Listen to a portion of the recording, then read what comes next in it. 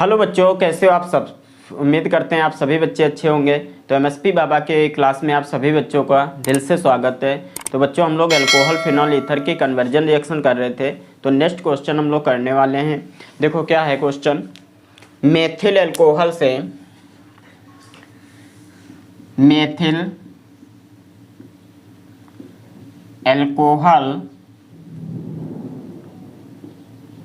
Methyl alcohol से एथिलेमीन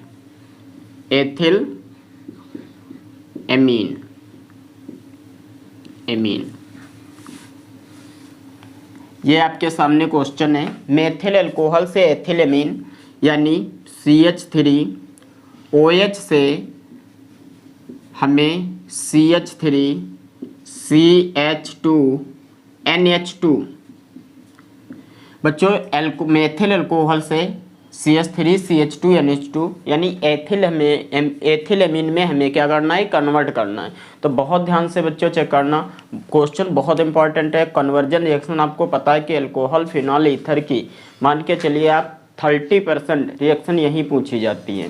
ठीक है, तो बहुत ध्यान से चेक करना। देखो कैसे होगा। सबसे पहले मेथिल अल्कोहल, तो CH3OH, ये हमारा क्या होता है, मेथिल अल्कोहल।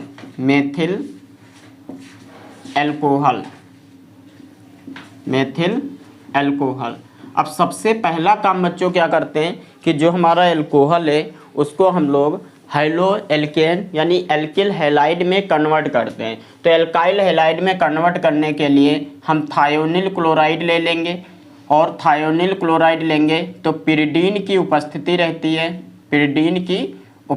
रहती है। और ये जो रिएक्शन है थायोनिल क्लोराइड, जब अल्कोहल के साथ थायोनिल क्लोराइड की अभिक्रिया कराते हो तो जो आपका एल्काइल हैलाइड बनता है, पिरिडीन की उपस्थिति में अभिक्रिया होती है। तो ये बच्चों नेम रिएक्शन है। इस रिएक्शन का नाम है डार्जन अभिक्रिया। तो इसका नाम क्या है, डार्जन अभिक्रिया यानी ये डार्जन रिएक्शन है, नेम रिएक्शन है, बहुत इंपॉर्टेंट है।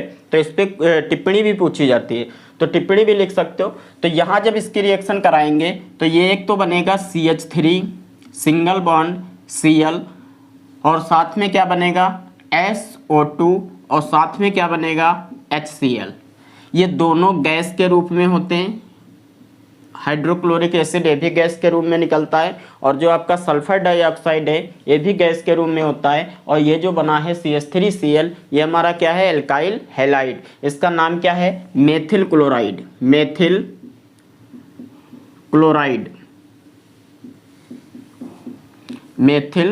क्लोराइड।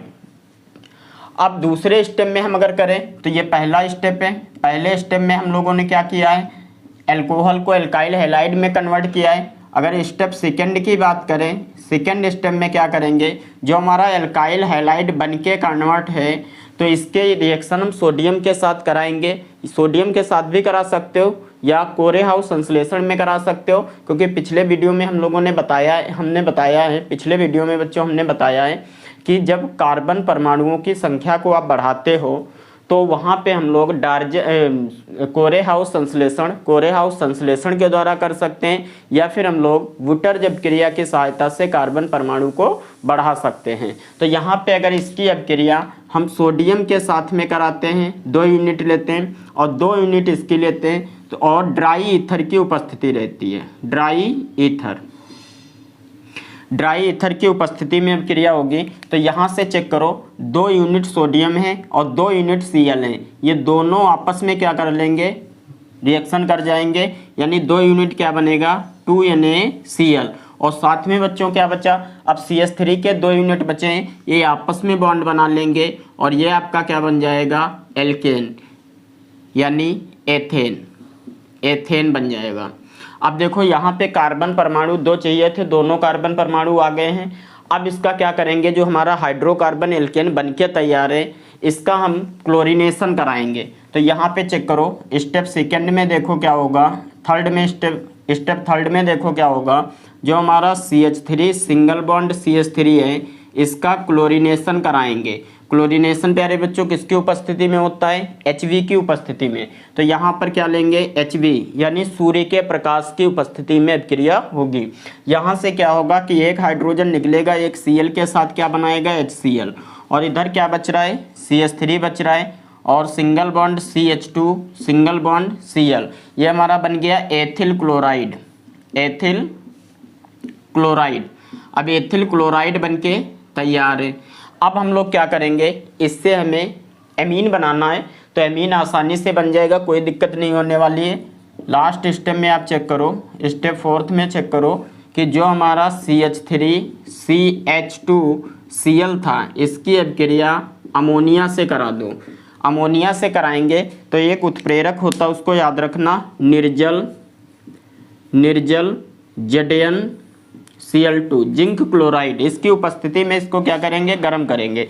अब निर्जल होने का मतलब ये है, यहाँ से अमोनिया का एक हाइड्रोजन एक Cl के साथ में निकलेगा और ये क्या बना लेगा, HCl, और साथ में बच्चों क्या बनेगा, CH3 single bond CH2 single bond NH2, और यही हमारा क्या है, एथिल एमीन, एथिल एमीन।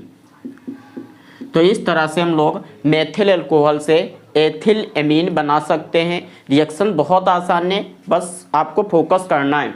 देखो कुछ नहीं हुआ है, सबसे पहले अल्कोहल की थायोनिल क्लोराइड से अभिक्रिया करा के एल्काइल हैलाइड में कन्वर्ट किया, फिर एल्काइल हैलाइड हमें कार्बन परमाणु बढ़ाने थे, तो कार्बन परमाणु बढ़ाने के लिए हम सोडियम से अभिक्रिया करा के कार्बन परमाणु बढ़ा लिए।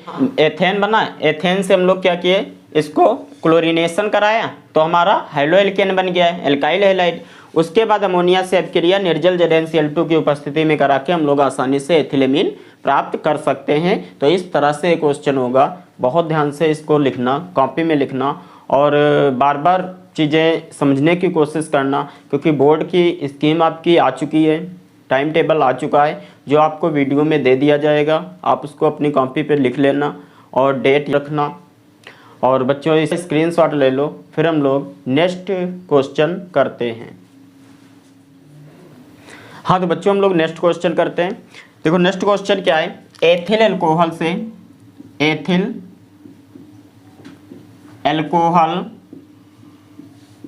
एथिल अल्कोहल से एथिलीन, एथिलीन, एथिल अल्कोहल से हमें क्या बनाना है, एथिलीन। एथिलीन बोले तो देखो एथिल अल्कोहल का फार्मूला C2H5OH होता है, और इससे हमें क्या बनाना है, C2H4, C2H4। तो एथिल अल्कोहल से हमें C2H4 यानी एथिलीन में कन्वर्ट करना है। बहुत ध्यान से चेक करना, एथिल अल्कोहल का फार्मूला CH3CH2OH।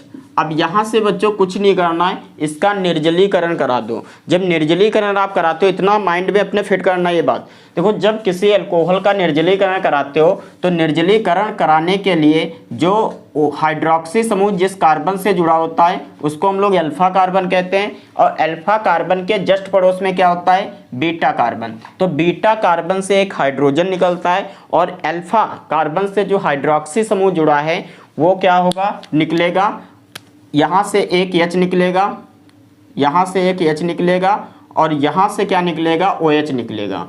जब इसके साथ आप गर्म करोगे तो ये बदल जाता है CH2 डबल बॉन्ड CH2, और साथ में क्या निकला, H2O। अब ये रिएक्शन देखने में तो बहुत आसान है, लेकिन बच्चों यहाँ पे एक उत्प्रेरक होता है, उत्प्रेरक याद रखना, कंसंट्रेटेड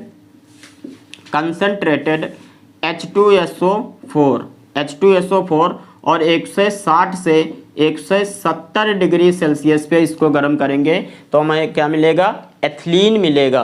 तो यहाँ तक सारी बातें क्लियर हो रही हैं। जब एथिल अल्कोहल से एथिलीन बनाना है तो कुछ नहीं करना है, इस अभिक्रिया को निर्जलीकरण कहते हैं।